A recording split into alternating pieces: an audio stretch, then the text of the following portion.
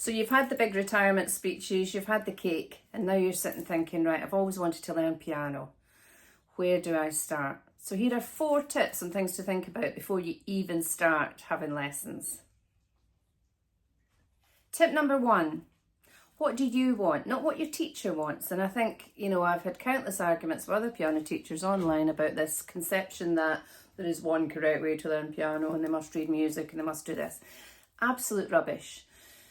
You decide, you're retired, you've worked all your life, you've raised kids, you're now at this age, where you can do your own thing. So you want it to be fun. So do you want to learn Beethoven, or is it the teacher? Do you want to learn Oasis, or is it the teacher put you down that road?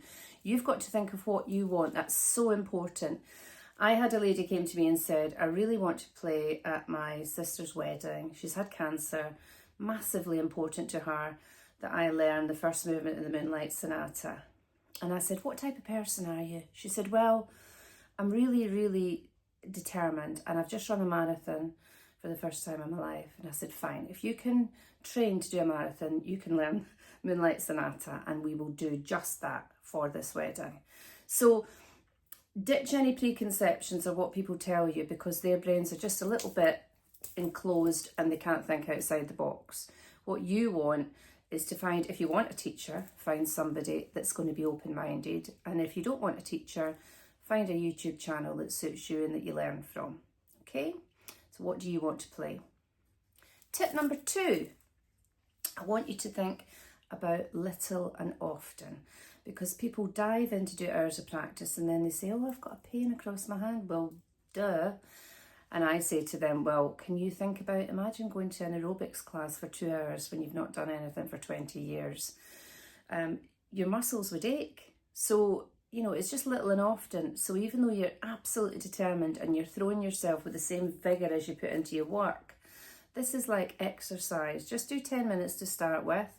And you can do a lot from just listening to recordings, looking at music if you read music or you're starting to, and doing other little exercises other than sitting, pounding the keys with scales constantly. Yes, I always did 4 hours a day scales when I was studying at the academy, but looking back, I could have got away with half of that, So, but you start with 10 minutes, go up to 20, go up to 30. It's just like exercise. You're using parts of your body, so think about that. Tip number 3, I think, is the most important when it comes to either having lessons or taking advice from other people. You may have retired as a manager like me, even worse, in a secondary school. So you can imagine I was a bit bossy. So if you've retired and you were a boss, I think it's important to go back to thinking like a 4-year-old for this. How would a 4-year-old approach music? They'd be like, wow, listen to that note, listen to that note, listen to the sounds I can make. And if I say, can you play that note for me? They would say, okay.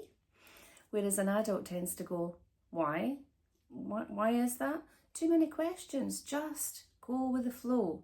Take your time, go with the flow, and totally enjoy the process rather than it to be yet another exercise I need to tick off my list of things to do.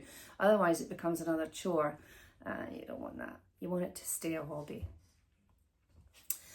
The last one is brain and brawn.